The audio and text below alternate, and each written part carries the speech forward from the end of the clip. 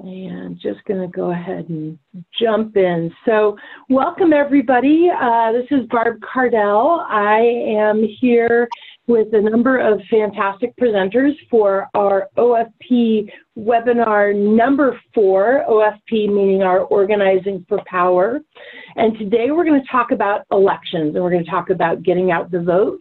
We're going to talk about some voter engagement strategies, and we're going to hear a little bit of real life on the ground examples as well from some of our PWN members. So thank you everybody for joining us, and hopefully feel free to put any questions you might have in the chat box, and we will also go ahead and make sure that we have just a little bit of time to answer any questions at the end as well.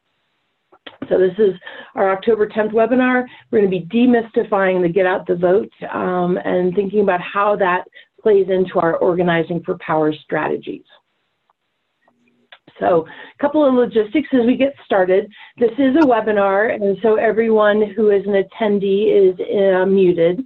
If you have a question that you would like to ask, if you're like I am and I have lots and lots of questions and they're kind of long, if it's easier for you to just ask it in person, go ahead and click the raise your hand icon, and we'll go ahead, and when we get to a place, we'll stop and I'll take you off of mute, and we'll go ahead and just have you ask your question instead of needing to type it all in. So this webinar is being recorded. Everyone is in mute, and so feel free to ask questions in the chat box, and we will have time for questions as we go throughout. Our agenda for today is that we're going to do a welcome and a little bit of a check-in to see how teams are doing. Is your team on track? Have you been meeting? Have you completed your homework? And then we're going to dive into the integrated voter engagement, which is often called IVE. We'll do an introduction there and talk about how that changes how we look at organizing around elections. Then we're going to be talking about the getting out the vote, which is also called GOTV, or sometimes people call it GOTV, when planning and in action. Ebony's going to tell us what that looked like last election in Texas, and then we'll have time for discussion. About the U.S. Positive Women's Network, in 2008, a group of 28 women living with HIV from across the United States came together to identify a gap in HIV advocacy, women who were most being impacted by these policies, and we really felt strongly that our voices were not part of the planning process, the budgeting process, or program development. And so in 2008, PWN came together and formed out of these amazing 28 women. And this is an article by Wahida that is on the PWN website that talks about controlling our own destinies, and we are the Positive Women's Network in the United States of America. And that was the first time that name was used. And ever since then, the rest has been an amazing history.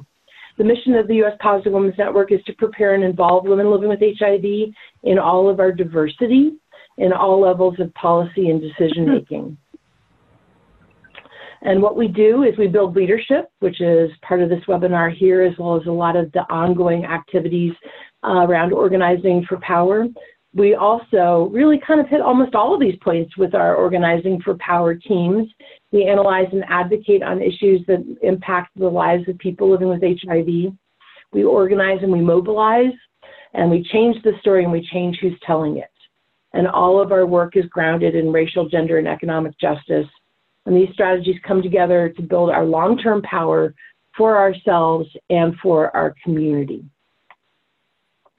Nana, do you mind going ahead and introducing yourself? Hi, everyone. Nana Kata, she, her Positive Women's Network Executive Director, and I am calling in from Oakland, California today. So great to see you all. Hello. Wonderful. Thank you, Nana. Ebony, do you mind introducing yourself next? Hi, everyone. I'm Ebony Turk, the Membership Engagement Coordinator of Positive Women's Network. I live in Dallas, Texas, but I am calling in from Orangeburg, South Carolina tonight. Wonderful. Welcome, Ebony. And Jessie Mona, would you like to introduce yourself next? Sure. Thank you, Barb. Thank you for inviting me on. My name is Jessie Mona. I'm calling from Houston, Texas. I am currently the co-chair for the Greater Houston area of Positive Women's Network USA. Thank you. Great. Thank you, Jessie. Jessie Mona. And then Michelle, would you like to introduce yourself? Hi, Michelle Kohler from Pennsylvania, and I'm happy to be here tonight. I am one of the co-chairs for PWMPA, and thank you. Great. Wonderful. Thank you, Michelle. And I am Barb Cardell, and I am PWN USA's training director, and I live in Boulder, Colorado. As we mentioned, we had some snow earlier, so that is always a shock, and I use they, them, their pronouns. So I want to welcome everybody, all of our attendees, and thank all of our presenters for joining us today as well. So if people can help us out in the chat box, and just a reminder, if you have an opportunity to chat and can chat to all attendees, that would be great, so that not just the presenters see, but that everybody can see how you're doing. We would like to just do a little bit of a check-in. How are you doing? How's your teamwork going with Organizing for Power? Have other members been watching the webinars? And it's especially important that if you have people who are coming to the boot camp who aren't able to join us live, that they go back and watch. So are people catching up on the webinars? Second question is, has your team been meeting? And if you have met as a team, has your team connected with Ebony, because she's sort of doing some one-on-one visits. That's why she's in South Carolina today, as she was meeting with the South Carolina team. And for teams who are a little bit further away and she can't hop in her car and drive there, we're doing in-phone check-ins. So if you haven't checked in with Ebony, please do that as well. So I think, Ebony, you're sending an email tomorrow to people you haven't connected with already? Absolutely. Yep. I'll send you guys an email with some dates. Wonderful. Then the next question is, has the homework from the last time been completed? If you need a little bit of extra help, go ahead and feel free to reach out. Myself and Ebony can help you with that. Just a reminder, the homework from last time was who is your senator, who is your representative on the federal level, what committees do they sit on, and then also who are your state representatives and state senators, and for bonus round, what committees do they sit on? And then the final question is, how are you doing with your travel arrangements to Atlanta? I think Ebony and I know mostly how people are doing, but if you're feeling some challenges or need some extra support, please just go ahead and put that in the chat box as well. And we've got, you know, some responses that are popping up, and it looks like certainly everyone is doing the homework, perking along. So please, if you have any challenges or just want some extra help or want to talk it over, feel free to reach out to Ebony or myself, and we can help support you through that. Ebony, anything you want to add on the check-in there? Nope, I see everybody's checking in. We're good. All right, excellent, excellent, excellent.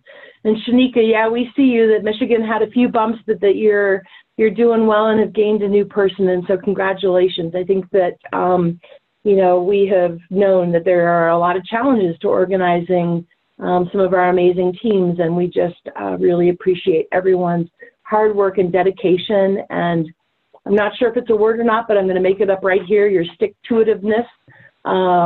Because it is pretty amazing to see how we're getting so many incredible advocates and organizers to Atlanta for our boot camp. All right, so diving into the content for today, we're going to be talking about getting out the vote and integrated voter engagement and so much else. And we just wanted to start off by saying elections. You know, elections are important. And some of the people who've been doing voter registration have been having some pushback about people saying that they don't see why they need to register to vote or why voting even matters. And I think that we are some of the dedicated people who really understand why that is. And when I have been doing voter registration and have received some pushback about people feeling like they don't need to register, what I point out to them is that ultimately, you know, when we talk about our country and we talk about democracy and we talk about voting for people who represent us, if they are not representing us, then the elections are our opportunity to hold them accountable. And so when we think about that, all of a sudden elections become, you know, even more important, which is a chance for us to vote our concern around so many of the issues that have been up and in the national conversation that perhaps are not being addressed the way that we feel that they need to be. So elections are important because they're how our voice gets heard by those people that we have actually elected to go and represent us. And so we're giving them their report card, and sometimes they're not doing so well. So with that kind of little reminder about why elections matter, I'm going to go ahead and I'm going to turn it over to Nana. And Nana's going to talk about a really kind of interesting way to think about elections and around voting and around engagement. Nana, over to you. Awesome. Thank you so much, Barb. And thanks everybody who's been checking in on the chat box. It's really exciting to see all the hard work you all are doing to get ready and get yourselves to the boot camp. And we want you to know that, you know, even if you're facing bumps along the way, that's totally normal. There are going to be bumps. We still have, you know, we got a long way to go still in this election cycle, and there's going to be more bumps. So what's most important is that you all are staying so committed to the process and, you know, working things out. And please don't hesitate to reach out to us. If something is coming up that is challenging, that's what we're here for. And we're all going to be in this together for the next year or more. And it's great to hear about things that are going on in folks' lives too. Congratulations on the job, Janika. That's awesome. So, okay, I'm going to talk a little bit about integrated voter engagement, which is what we are going to be doing together over the next 14 months or so. How many folks have heard this term before, integrated voter engagement? You can just check in on the chat box if you've heard this term before. Okay, I'm going to keep it moving. So, am I able to move my slides, Barb? Oh, cool. Thanks. So, starting off like with just sort of like the basic elements of an electoral campaign. I know some of you have a lot of electoral campaign experience. Some of you have some experience. Some of you, this might be your first time really getting involved in electoral politics and electoral organizing. And all of that is great. All of that is great because, you know, as Barb kind of talked about, nobody's going to change this stuff for our communities except us. And so you all bring incredible skills in community organizing, in doing issue-based advocacy. All of y'all are advocates in your own lives and in your own communities for many years. And so we're just talking about layering another set of skills on top of that, right? So that we can organize and build power around elections. And so the traditional way that electoral campaigns work, there are basically just three components to an electoral campaign. The first is identification, the second is persuasion, and the third is turnout. Those are the three core components to winning an election, whether you're talking about a ballot measure, an issue, or a campaign or a race that you're running. And so the way it works is identification is basically just you figure out who your supporters are, who's not your supporters, and who's movable or swayable. That's what's called the persuadable, like, you know, sort of like swath in the middle. So this is how campaigns work. They figure out who do they know they have in their bag, who do they know they don't have in their bag, and then they figure out who's movable and really focus on targeting those people, right? So that's what persuasion is like how many of those folks who are movable can we move to support us? So if you have say you have a Medicaid expansion bill in your state, and you're looking at, you know, you've called or knocked on like 500 doors of people And of them, like 100 people are like, yes, I'm definitely going to support this important measure. I want healthcare for my family. And then you have like another 100 who are like, no, I think that's a terrible idea. I heard it's going to raise taxes. There's no way I would ever vote for that. You take those 100 people off your list. They're not your priority, right? You're going to try to work with those 300 folks in the middle who said, I'm not really sure how I'm going to vote. I might have some concerns about this. I'm not really sure. I don't really know about it yet. And you might spend all your time targeting those 300 folks and see how many of them you can move into your yes category, right, before they start voting. Then you turn your folks out. And you're not trying to turn everybody out. You're trying to turn out the folks who support your issue. So those are basically the three, the three components of a sort of like traditional electoral campaign at the most basic. And when you win is when you get enough supporters and they also go vote. And when that number is enough, that you defeat whatever the opposing position is. So like the opposing position being like no on Medicaid expansion in that example, right? And sometimes those numbers may be different from state to state or race to race. Some races, most like candidate races are going to be a simple majority. Usually when there's like a ballot measure or something, sometimes it's a bit different. Like you might need 2/3 for it to pass or something like that. It just depends on your state and your local area. But the bottom line is, you know what the number is that you need to win, and you work towards getting that number. So that's the basics of electoral campaigns.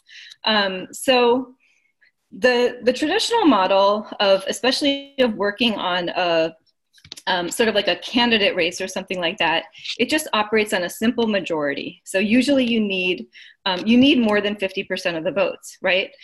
This is how a lot of decisions get made in the world. And it's certainly how most elections are won. Kind of leaving aside the electoral college system, but usually at like a local or state level, or even a federal level, this is how things work. You have what's called a win number, which is literally, if there are 12,000 people who are voting in that election, you need one more than half of them in order to win. So that means you need 6,001 to win. Usually an electoral campaign model is going to add on a little bit of a buffer, right? Because, just in case like some of the ballots get thrown out or whatever, usually you add it to around 52%. So that's like a little bit more than half. And I'm sorry to be starting off with math here. I know it might not be everybody's favorite thing, and you don't need to memorize these numbers. I just want to give you sort of like a context for like how campaigns work. So usually a campaign is trying to get just a little bit more than half of the votes. That's what's needed to win. Of course, like you have campaigns or elections where there's a landslide, where one candidate gets a lot more than the other candidate. But many campaigns don't necessarily, try to go for that, don't necessarily need it. What you need is just a majority. And so, as I said, in order to get there, they're looking at all of this data. They're looking at who's likely to vote. And there are many different ways to sort of get that information and figure it out, or try to make estimates of who's likely to support you and who's likely to vote. But the bottom line is that these models are working on you have like your confirmed supporters or highly likely supporters, and then you have your persuadables or unknown, and that's where most of the resources go to targeting. Usually with traditional electoral campaigns, like large campaigns in particular that are being run by the two major political parties, usually they're looking at voter data in order to decide who to focus on for this step 4, identifying persuadables or unknown folks who always or usually vote. They're looking at something called the voter file, which has information about all of us and our voting history. If you are a voter, you are in the voter file. And so this is how many folks have like gotten phone banked or door knocked or had a door hanger placed on your door by some like major campaign at some point or another, or even a text message by a major campaign. Has anybody gotten contacted and been like, how'd you get my information? Anyone? Yeah, I see some folks saying yes on the chat box several times. Yeah, so this is how they're usually getting your information. they're getting it from the voter file. It's publicly available data. They have data about anybody who's been a registered voter, who's voted. They know that you voted and when you voted. They don't know how you voted. That information is private. It's protected by law. Nobody has that information, but they do know if you voted. And so what they'll look at, for example, is like in the 2018 midterm cycle, people have different voting behaviors. Some folks show up for every election, every local election, every state election, every special election. That's very few people who show up for every single election. Some folks only show up every 4 years for the general election. Some folks show up for the primary and the general. Some folks only show up for the general. And then some folks show up in the midterms. And so you probably heard a lot of stuff last year about the massive voter turnout for the midterms. It exceeded a lot of expectations, and it kind of like broke a bunch of records. The number of people who voted in the midterms last year was pretty incredible. And it's why we ended up with some folks in office who represent more kind of like diverse constituencies than we've ever seen before in Congress, for example. It's because people from those communities went out and voted. And it's because people with more diverse perspectives went out and voted. So anyway, electoral campaigns are usually looking at voter behavior and kind of trying to say who's likely to vote in this election that's sort of similar to the last one of its type. So in 2022, they're going to look at the 2018 data because they're going to say who voted in the last midterm, not the last general. They're not going to compare it as much to 2020 because 2022 is a different type of election cycle. It's more comparable to 2018. So they're going to look at 2018. They might also say who voted in 2014 and 2018. We can pretty much count on them to turn out this time because this is what they do. They always vote in midterms. Whereas folks who voted maybe for the first time in a midterm in 2018 might need a little more contact, right? So campaigns are literally looking at all of this stuff when they're deciding how to prioritize their resources and who they're going to talk to. And then they basically run an operation to move folks who they think are likely to vote their way but might need to be convinced to vote, or who they know are going to vote and they think could be convinced to vote their way. So I hope that makes sense. So that's who they're prioritizing. They're aiming for a goal number, they're turning them out to vote. And that's sort of how a traditional model works. I know this is a lot of information, but one of the things I want to ask you all is, like, as you hear this, what do you see as the strengths or weaknesses of that model that I just explained? And if you could just like share any reflections on the chat box, what does it sound like to you? We'll give it a couple minutes for folks to weigh in here with any thoughts.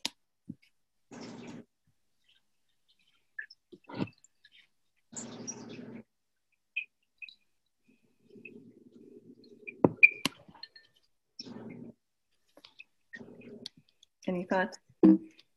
Okay, well, I'll tell you some of what I see. A lot like canvassing, yeah. Chanika, they're leaving people out and away. Yeah, say more about that. What do you mean by they're leaving people out and away?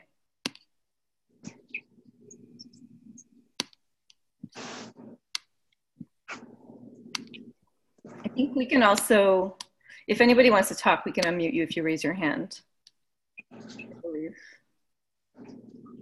But I'll keep going, very detailed. Yeah, I see your comments. I'll keep going and we'll see if folks want to say more in the chat box as we go along.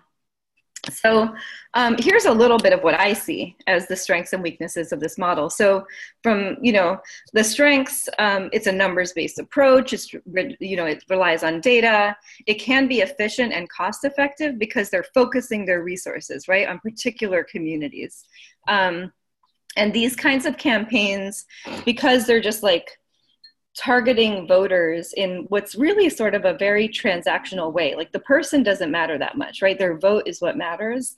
They can utilize like volunteers and paid staff outside the area. And so sometimes you might know that if you ever have lived in like a swing state or a battleground state or have lived in a place that has like a really hot congressional race that other folks are watching, sometimes there's folks coming and knock on your door from anywhere in the country.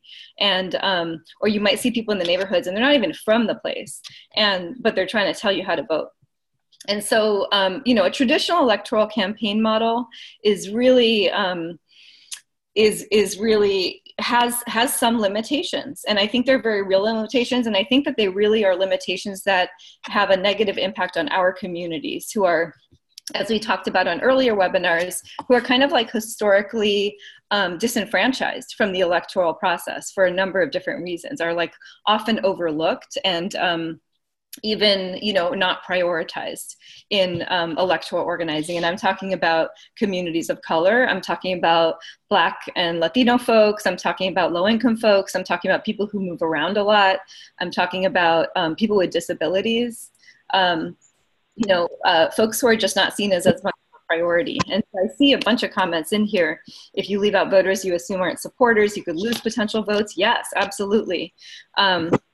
Janine is saying we need to concentrate on getting the people left out engaged to make sure we have candidates that care about our interests on the ballots. Yeah, all of this is true.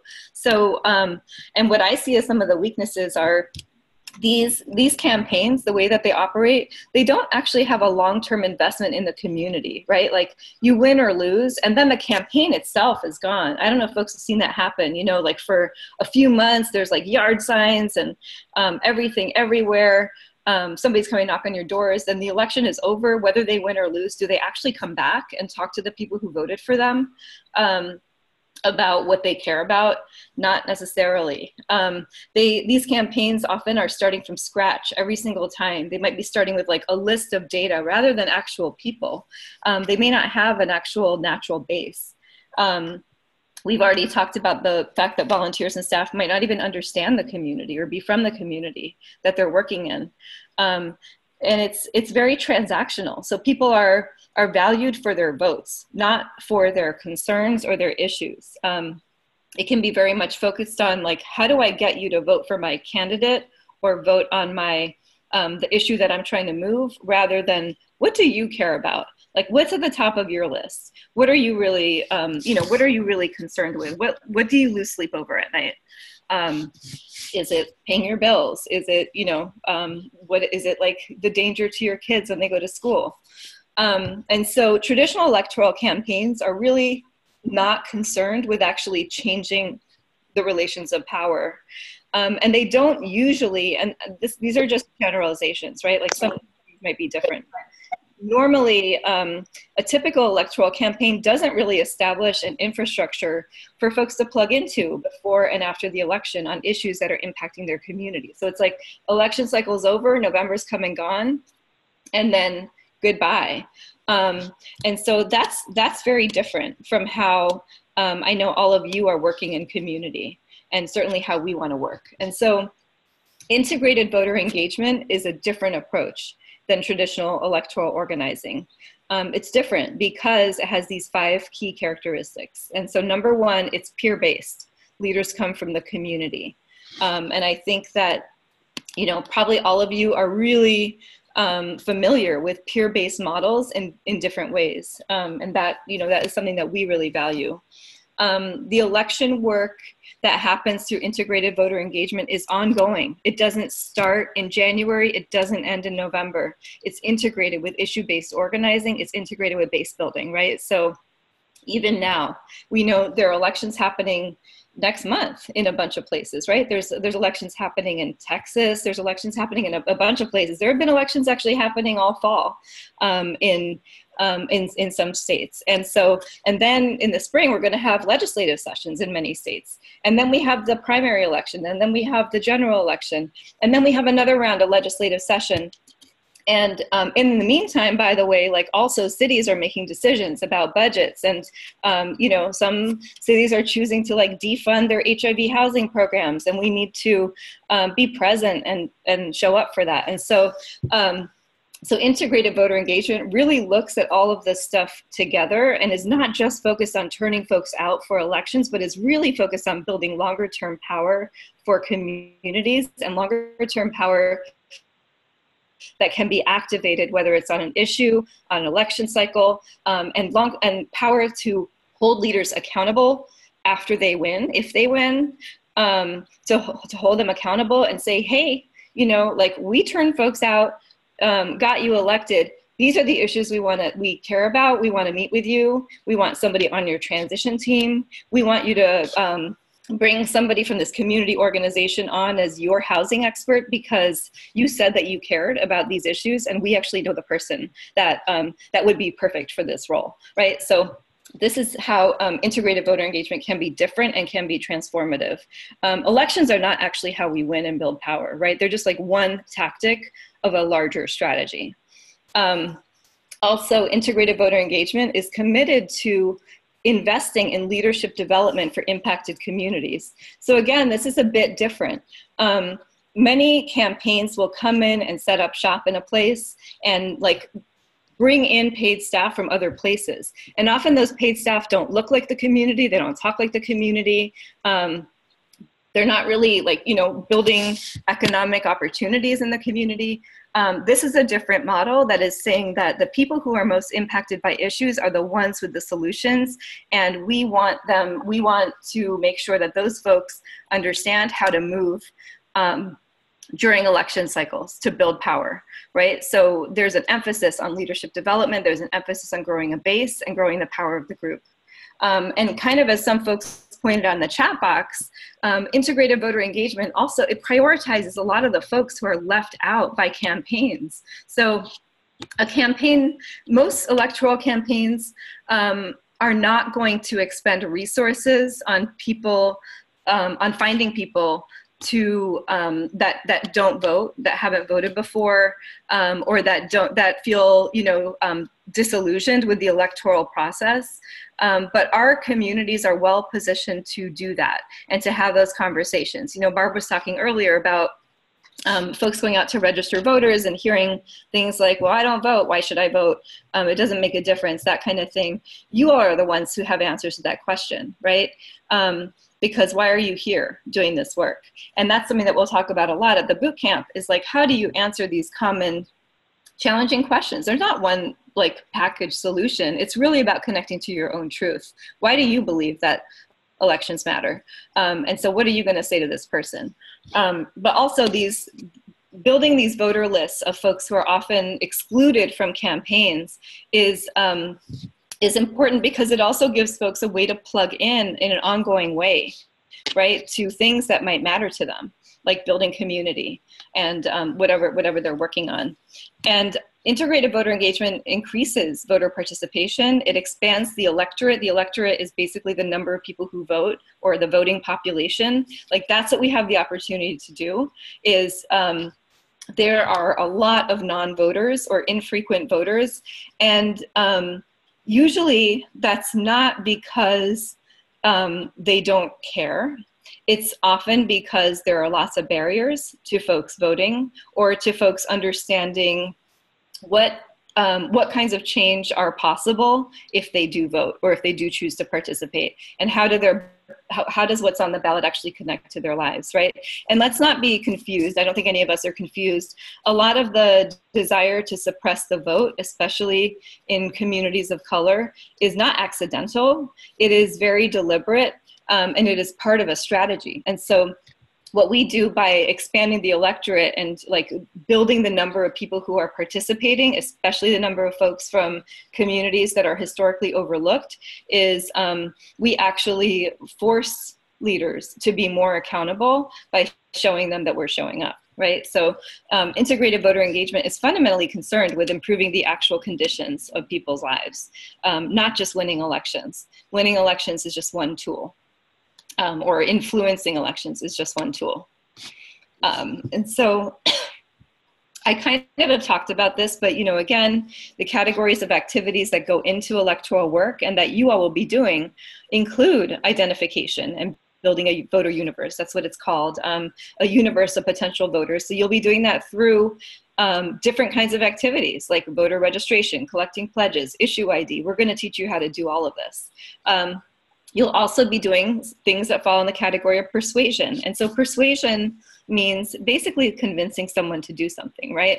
Or convincing them why an issue is important. So this is going to include informing voters about the issues that are at stake on their ballots. It's also going to include things like informing voters about how, where, and when to vote, and about the ID laws that may impact their ability to vote, and about their rights. And we know that last year, a number of you did a lot of work around these things in the midterm election, making sure that folks knew where to go, knew where their polling place was, knew about early voting opportunities, knew about their rights to have somebody else drop off their ballot if they have mobility issues or transportation challenges. You know, these laws vary from state to state. So, and then you'll be doing folks in the category of turnout as well, mobilizing your folks to vote, which will include early voting, it'll include election day efforts, and it'll include both working through the primary and the general. So first of all, how does all this sound? Tell us on the chat box how this is sounding to y'all.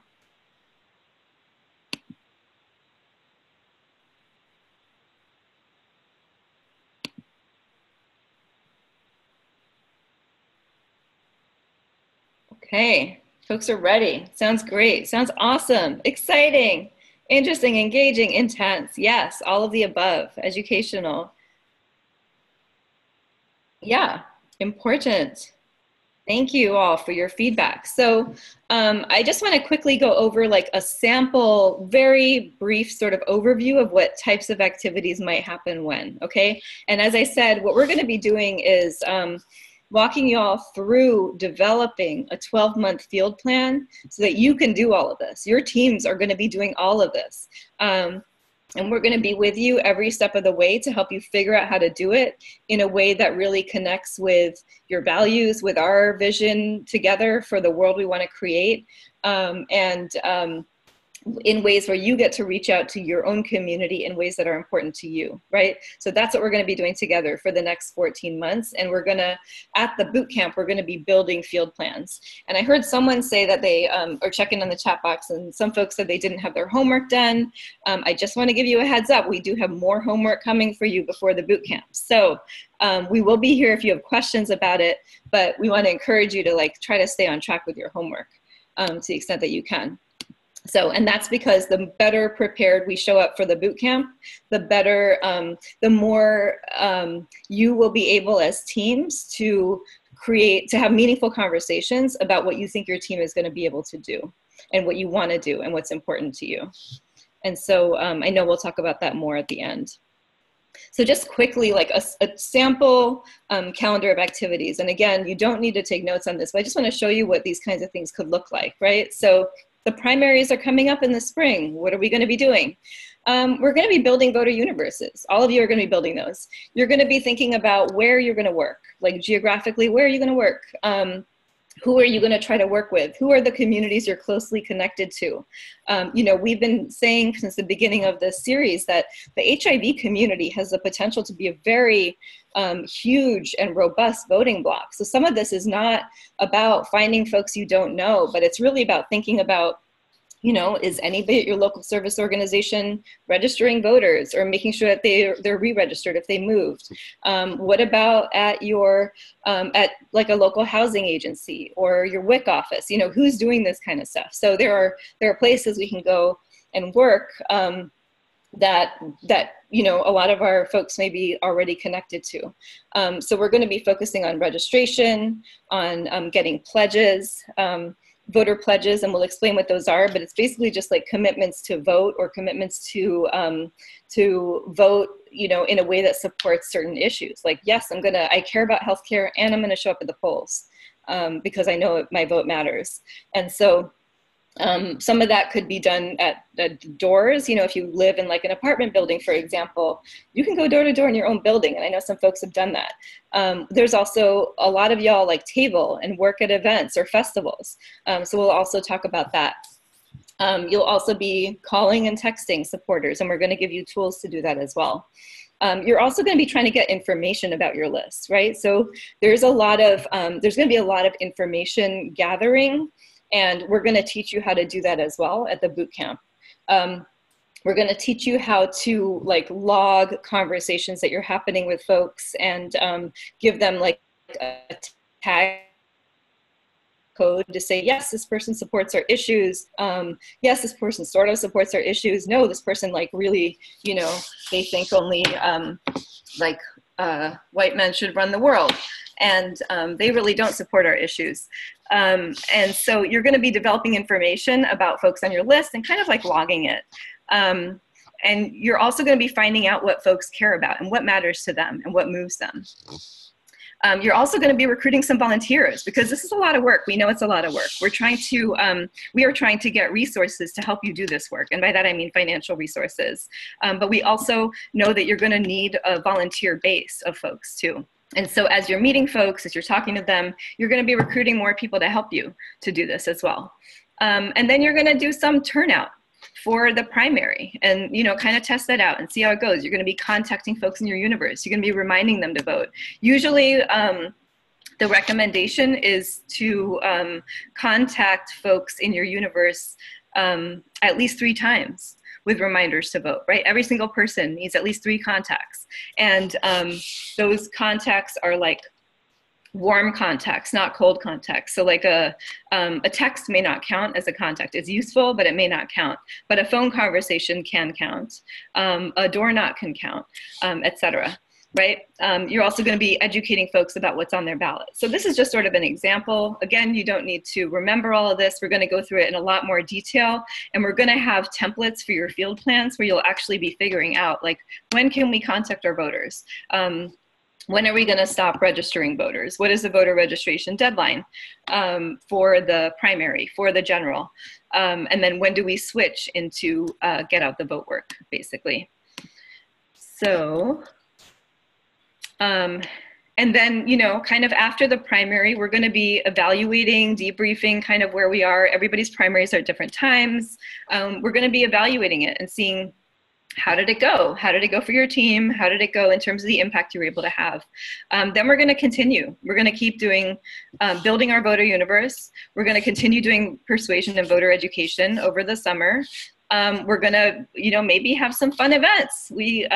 Having like hosting community events and things like that is a really great way to energize folks about elections. There's going to be a lot of election activity. So you're not going to have to do all this on your own. There may be things where you're partnering with local organizations. There may be like somebody's doing a, you know, barbecue, beats and ballots, block party or something like that. So there are lots of ways to make this fun. And we want to help you think about how to do that creatively. And then, you know, you all are going to be working on turning folks out for the general election. And I'm saying you all, but we're going to be doing it too. Don't worry, we'll be with you. We just don't have a team to do it with. So we're all going to be in this together because we are all committed to building power through this election cycle. So then we have the election, then we debrief, we look at how we all did, we look at where we are, and we move forward because we're committed to building power and our work doesn't end in November 2020, right? Hopefully we are celebrating a lot of things in November 2020.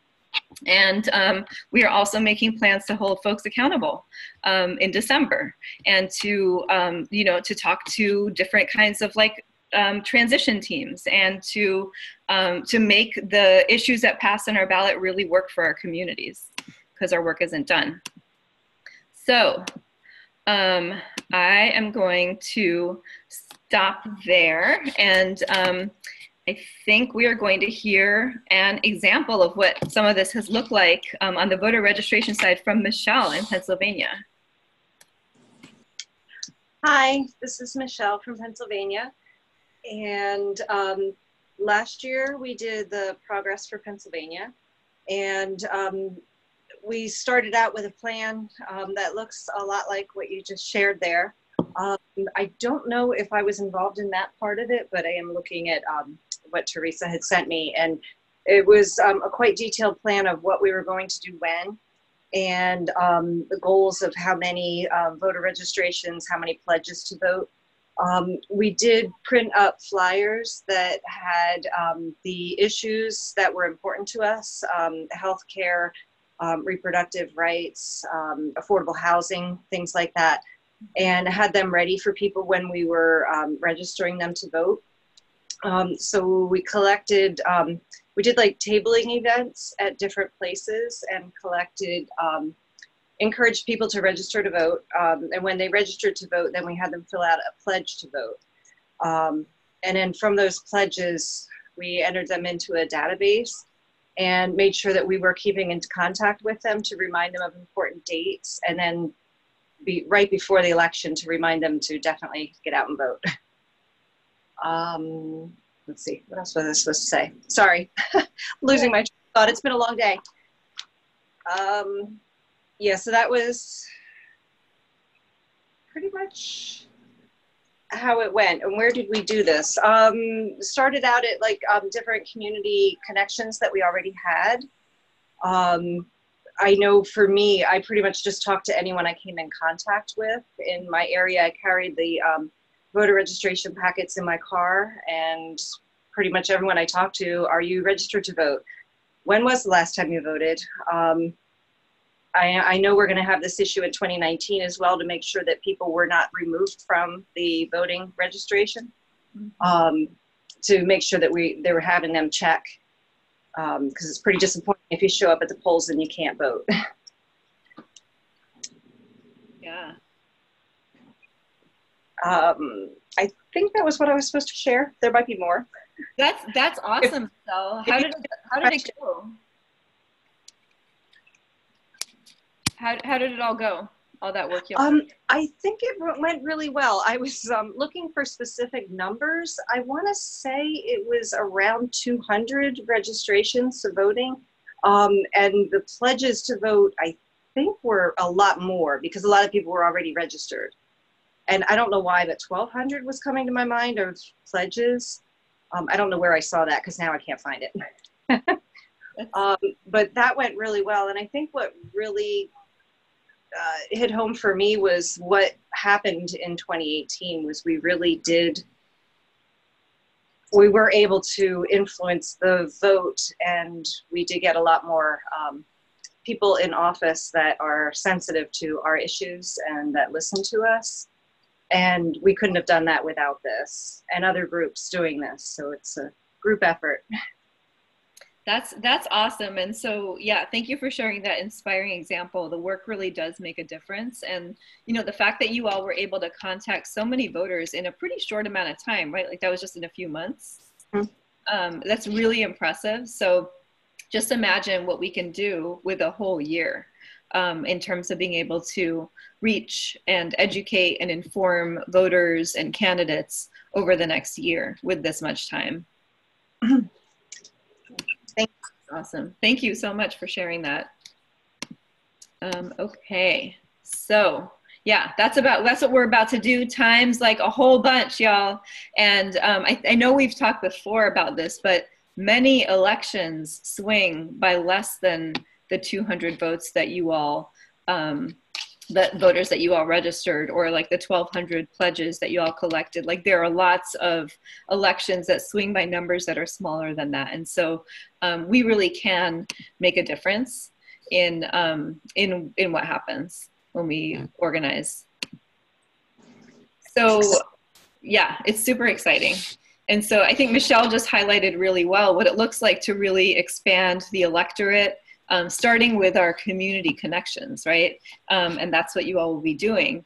And then, you know, also y'all are gonna be leveraging your trust and relationships. And so a lot of times, you know, I heard many people say that they get contacted by campaigns during election cycles. Sometimes it gets really old, you know, sometimes you're just like, go away, leave me alone. Or I've already had like 2 people have already come to my door and talked to me about this, but it makes a difference when it's somebody they know or trust coming to them. And so you all you have a whole circle of folks, right, who know and trust you, or who are kind of familiar. Maybe you go to the same like community space, or maybe you're in the same faith institution, or maybe you get services at the same organization, or maybe you volunteer somewhere and so folks know you there, or maybe they're your neighbors and so you can connect with them on those kinds of levels. And so you can really make a big difference by just being a trusted voice that is talking about issues that really matter to people. And this is so important, especially for voter education, because I know that for me, you know, if somebody tries to just like stop me in the street and talk to me about something and I don't have any connection with them, I'm probably gonna like side-eye them for a second and try to figure out who they are. Right? It's really different if like Ebony came and talked to me and was like, yo, I need you to know about this this issue that's on your ballot. I need to talk to you about this. Here's why it should matter to you, because I trust Ebony, right? So that's going to be a whole different conversation. So let's see. And then, you know, you all are going to be really educating folks about what really matters. And Michelle just highlighted a whole bunch of issues, and these are just a few sample issues, but we know that housing is something that is critically important to our constituency. We also know that healthcare is critically important. Of course, HIV issues, reproductive rights, LGBTQ issues, criminal justice. These are really important issues, and every single one of them are on our ballots in one way or another, right?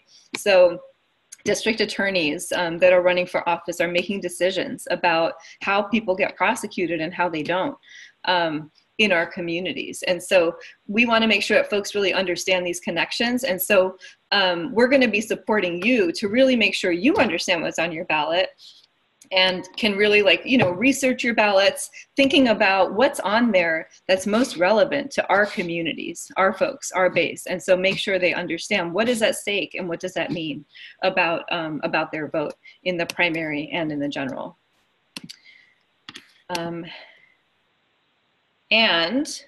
Finally, you'll also be working to educate candidates, because you have a lot of expertise. You are the experts on your own lives. Many of you all have done like bird dogging, you've done meetings with elected officials, you've done you know, visits to legislators. You'll be leveraging all of that work and expertise to make sure that the candidates understand our issues over this election cycle.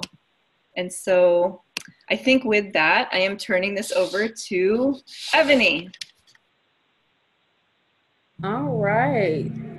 That was great. Thanks, Nana. A lot of great information, and thanks, Michelle, for sharing what you guys did in Pennsylvania. So I don't know, can I turn these? Yeah, hang on, give me a second. I'm going to switch control over to you. All right, thank you. So I'm going to talk about phases. You shut it down. Thanks. Phases of a GOTV plan.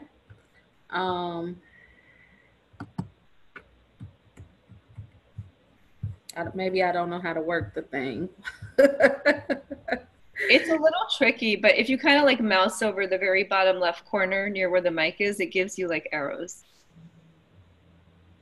Or I think you could also try the keyboard arrows, the right arrow on your keyboard maybe. Oh. Uh-oh. We already won. You took it. All right. So, phase one. So we went over a little bit of this. Nana went over a little bit of this earlier. This is just a general synopsis of how the phases go. So you'll plan, which means creating a plan with your teams, recruit and build. So we want to create a plan to recruit new team members whenever. Of course, we don't want you guys, and I've been telling you all this as I've been meeting with you, we don't want you guys working alone. You cannot do this work alone. You have to have a team. So we want to make sure that you continuously have a team that you can depend on. And we know life happens to people. So sometimes people will drop out. Sometimes people will get sick. Different things will happen. But if you're recruiting and you have enough members on your team, if somebody gets sick or if somebody drops out, you'll have somebody there to replace, step up and step in for them. So we want to always be able to plan to recruit new team members, volunteers all the time. We want you to connect with your community partners and allies. We want you to partner with other people who are already doing this or who want to do this, so they can be a support to you. And of course, in all things PWN these days, we want you to be list building. all the time, continuously. In your first phase, you're going to discuss, assign roles. We've been talking about that. Map out key dates and work with or around them. Utilize events and things that's already going on in your areas, in your cities, and latch onto them to do some of the things that you need to do, like voter registration and things, voter engagement and education. Be strategic about where you're recruiting. Think about areas where areas you need to be in and populations you want to reach. So Nana talked a little bit earlier about like going into the communities that we know a lot of other people aren't going into. So you want to be strategic about where you go. Go to communities where you know there's not much action and you can really benefit in those communities. You also want to go in communities where you register people to vote, where you need, like if you're trying to recruit young people, let's go to some colleges. Let's get those young people registered and let's recruit them to our team because they got a lot of energy. So you want to be strategic about that. At every meeting or event, always use it as an opportunity to build your local base. Meet people, meet people, meet people. The more you meet people and the more they learn of what you are doing, if they have time and they're engaged, they will want to join your team and volunteer and help. If not, they will at least give you their information so they can help you build your list so they can stay in contact. So meet people everywhere you go. And our mission in phase 1 is to prepare and ensure that your team has a sustainable structure and a realistic plan so no one person is doing all the work and everyone on the team has the opportunity to participate in a way that they enjoy. So remember that. We want to make sure you have a sustainable team, a realistic plan, and we want everybody to be able to participate. Okay, I clicked the button softly and it goes nowhere. It doesn't like me. And then phase 2, recruit, organize, and register. You want to continue to recruit people. Of course, we just talked about that, to your team and volunteers for special event days. So you'll have your GOTV days. You'll need a lot of people out in the streets. So you need as many people as you can. So always recruit, recruit, recruit, recruit. Your core members should be holding regular meetings at least once a month. Your complete team meetings have to happen to keep everybody engaged. And in phase 2, we're gonna register people to vote. Phase 2 is a priority because we wanna make sure people are registered. We wanna make sure people's information is right on their files. We wanna make sure people know where they're supposed to register at, all of those things. So the mission in phase 2 is to have a strong team of members and volunteers that are meeting to plan and organize activities that builds your list of voters, potential voters, registering as many new voters as possible, and making sure voters have correct registration information on file. We do not want them to suppress any of our vote. Here I go again with this slide. I think it just takes a while. Maybe I just have to be patient and wait.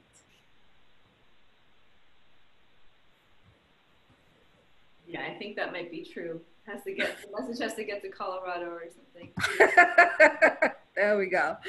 And phase 3, end of voter registration, prep for early voting and GOTV, get out to vote.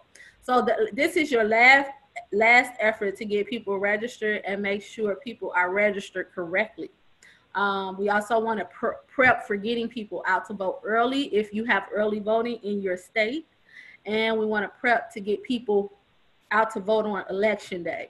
So that is going to take a lot of coordination, planning of schedules, making sure you know where you want to go, how you're going to get people to the polls, all of those good things, where you're going to work during early voting, all of that. And the mission in phase 3 is getting people to the polls, getting people to the polls early if possible. We want to get as many people to the polls early as possible, because the more people you get to the polls early, the less likely it is that they can pull those voter suppression tactics during the regular voting day. And they're not long lines and all of those things. So we want to make sure we're getting people to the polls early if possible, and creating schedules and mapping areas for teams to work in. So that's going to be our mission in phase 3.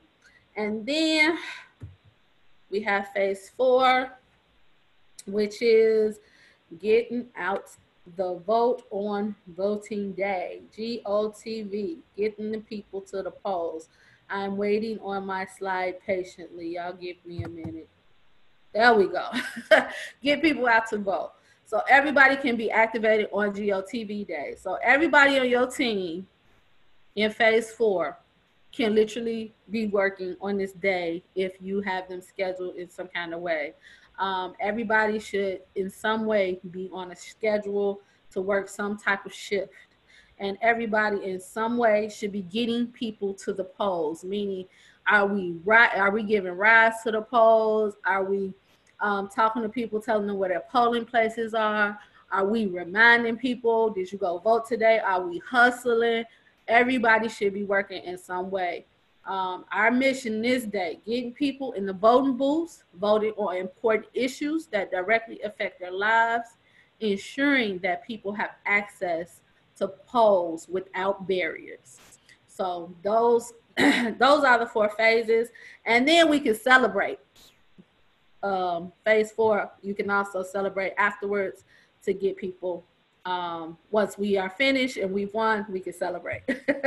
And that is it for me. I'll give it over to Jessie Mona. Uh-oh.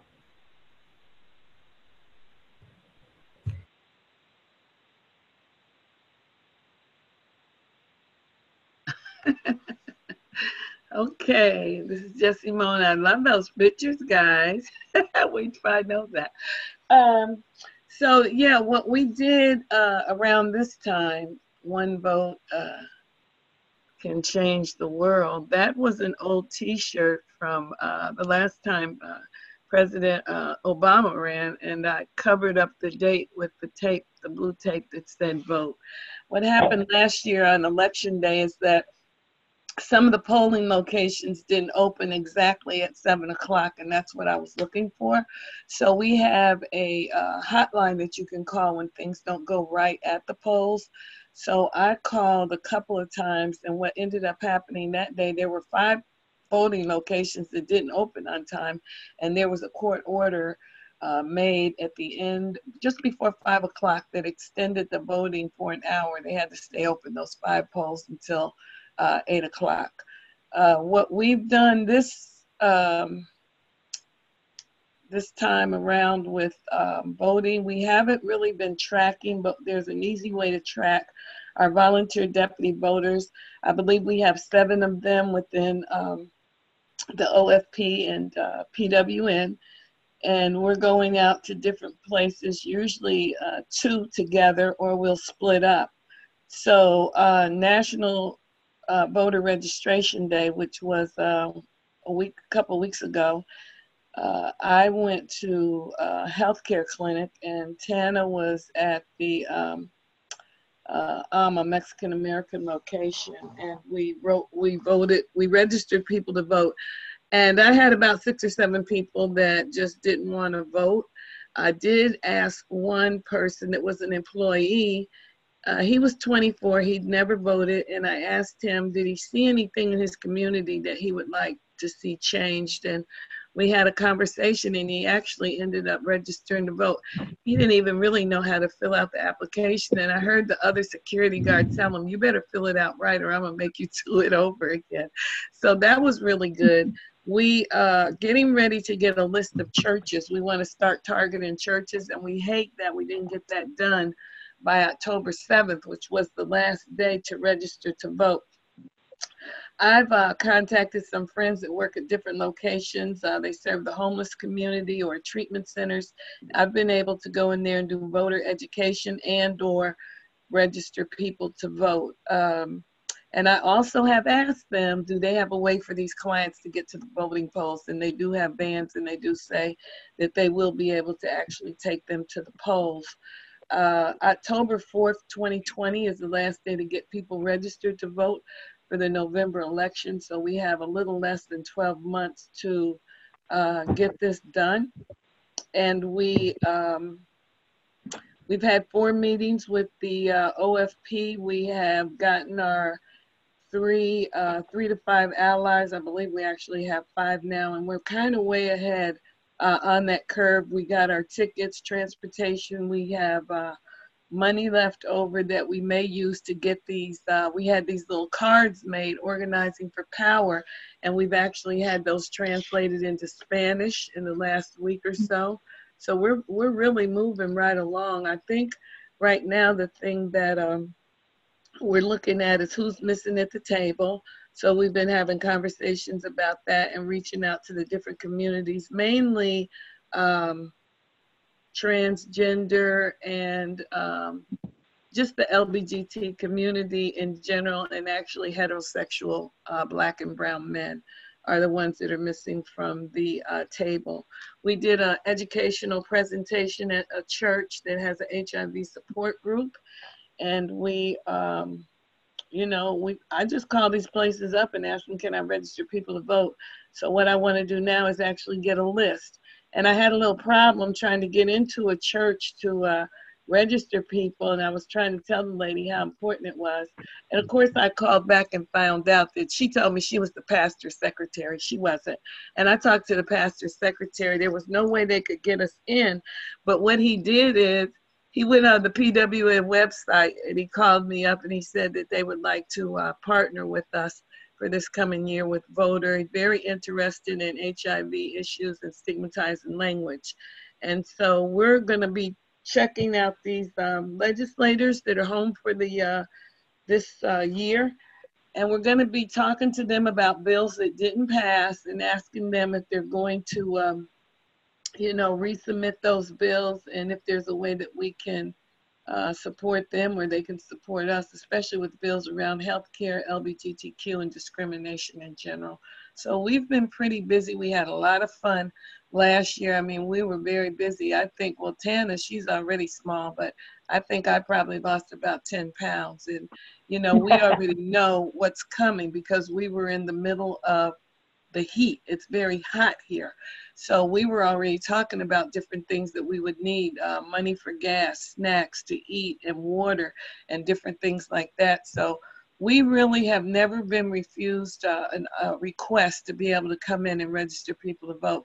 So I'm really excited about doing this Organizing for Power. I just hate that we didn't think about reaching out to the Black churches until the last minute, but it's okay because we've still got a little time to get some things done. And so we're excited. We just about got our bags packed and ready to go.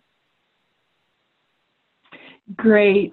Thank you, Jessie Mona. I appreciate the report about all of the amazing work you all did in the greater Houston area, and also the enthusiasm. And I think that, part of the reason why on these webinars we want to have some of our members come and talk about what they've done and what's worked, and even what hasn't worked, gives us a chance to sort of, when we come together in Atlanta, to reach out and contact and learn a little bit more from each other. And so definitely, I think, Jessie Mona, I want to talk to you about reaching out to the churches, because I think that that's a powerful way to organize as we do this integrated voter engagement plan that moves beyond just getting people to the polls, but starts about building our power. And I think that that's going to be something powerful for all of us in the year and beyond, because as we've said, we're going to be here in 2020 and beyond. So that picture of Tana and I is actually where we were at a re-entry deal that they had at one of the community centers. So they had people coming in for a job fair, kind of thing, and we were right up there in the front. They wanted to put us in the back at first. I told them we got to be right up here where people come in. And, you know, if you're on parole, you can't vote. But I would tell the guys when you get off, make sure that you do. And there was a young lady, there was some little kids, and she said she never registered to vote. And I asked her, you get food stamps, right? And she was like, yeah, well, if you want to keep getting those food stamps, I think that you probably want to register to vote. Of course, when we go to some of these places, it's strictly nonpartisan. So, you know, what I say is hey, you like the current administration, vote so you can keep them in office. And if you don't, and you want to see a change, then vote to do that. Yeah, great. Thank you, Jessie. Mona, appreciate all of that insight. So just wanted, as we're drawing to the close on our 4th webinar for Organizing for Power, wanted to just remind everybody that as we talk about voting, you know, we talk about the importance of making sure that our issues are front and center. And we have a couple of examples from the last election. We have John Cruzat from Dallas, who is the DA, who was elected in the last cycle. We have Brianna Titone, who is one of those races that we talk about a lot, where we think about the shift in numbers and how important it is. Brianna is one of the first openly transgender representatives in Colorado, and she won by 12 votes, which was 0.08% of the people who voted in her district. And then finally, on the far right, we have question 3, which was the upholding of transgender rights in Massachusetts that passed by an overwhelming majority. And so again, when we talk about, you know, why voting matters and why registering people to vote matters, it comes back to ensuring that the voices and the needs of our community are upheld. And Barb, if I could say something about John Crusoe really quickly.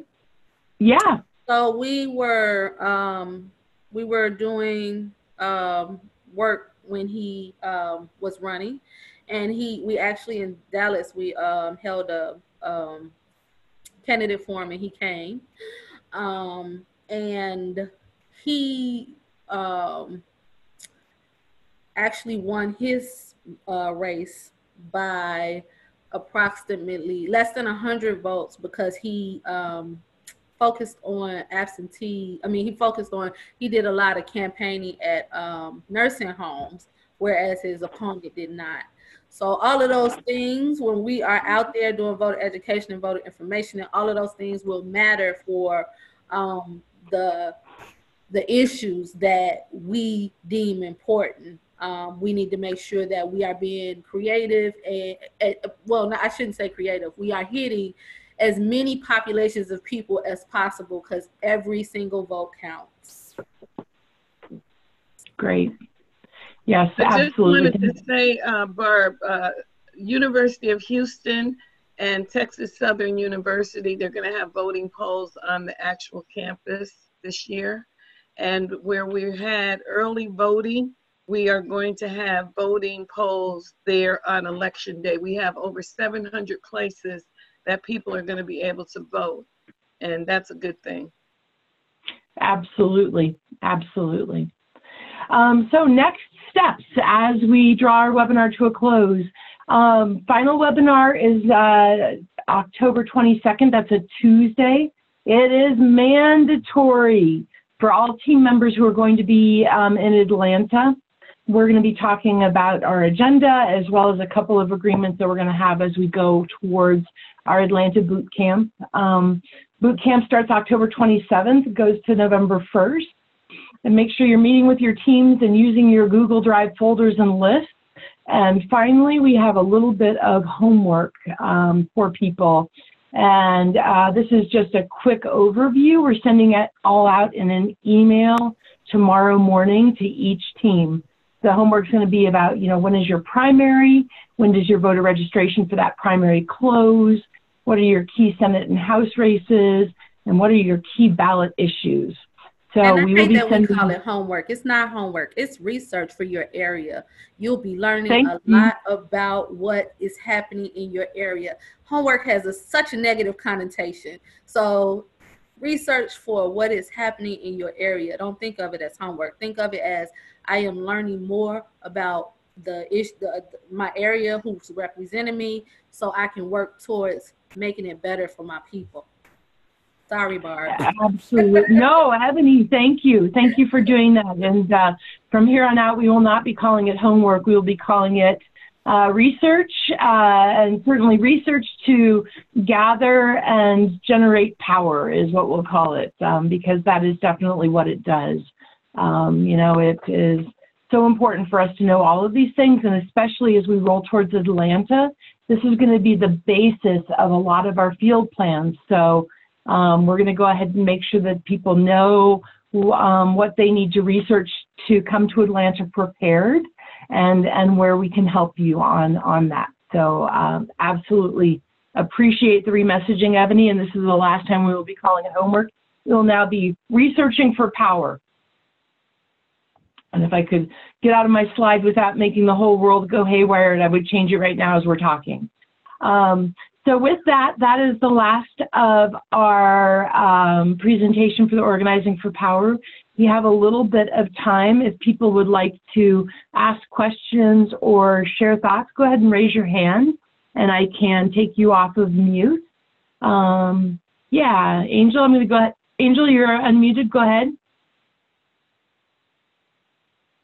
Angel, looks like you need to unmute yourself.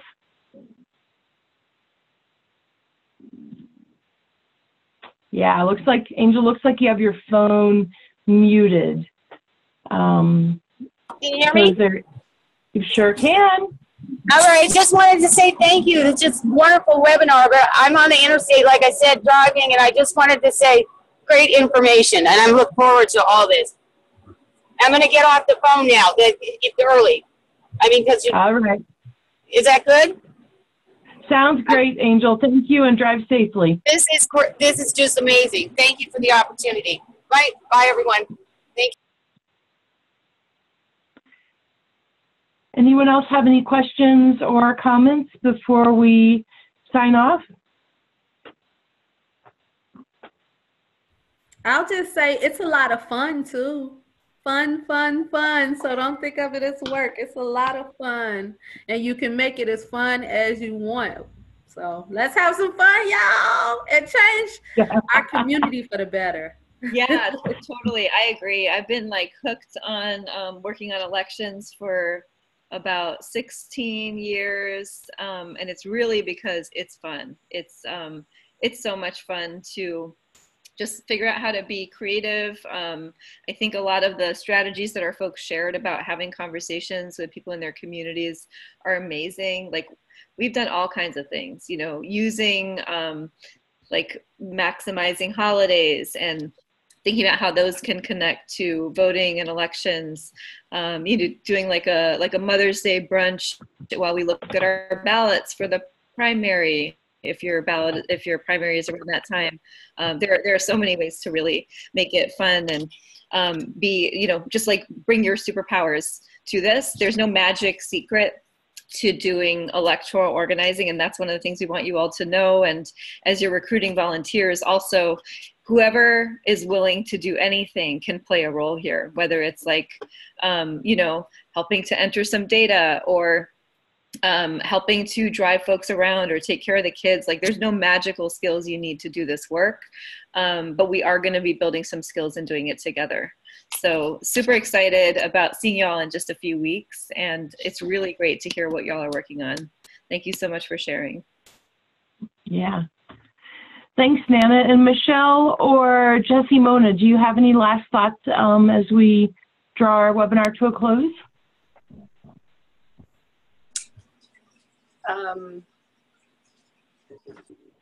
I don't know if you can hear me. Is this Michelle? Okay. Yep, we can. Yeah, Teresa did get back to me about the numbers. We registered 300 voters last year and 1,000 pledges. So far this year, we are making good progress, and I know we're getting really fired up. So this is going to be good. I think we did like just 30 so far, with just like 2 days that we had worked. There's another one this weekend, but I can't wait to meet you all in Atlanta and learn more skills and keep going. Thank you. Thank you, Michelle. And Jessie, Mona, any last thoughts before we draw to a close?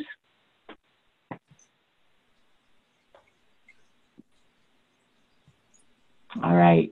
Sounds like she might have dropped off there. But anyhow, thank you all so much. We'll be sending out an email tomorrow morning with your research for power. Thank you all for joining on this webinar. And again, thank you to the presenters, Nana, Ebony, Michelle, and Jessie Mona, especially for sharing not just the details and the skills, but also the enthusiasm and the passion. Definitely, you know, we are who we've been waiting for. As Wahid always said, and we are not waiting, we are organizing, and we are going to be so remarkably powerful. So I want to thank you all so much for joining us. And with that, we'll go ahead and draw our webinar to a close. So have a great evening, and we will see you all in Atlanta in just a smidge over 3 weeks, and appreciating each and every one of you. So have a good evening. Everybody, go watch the town hall if you can.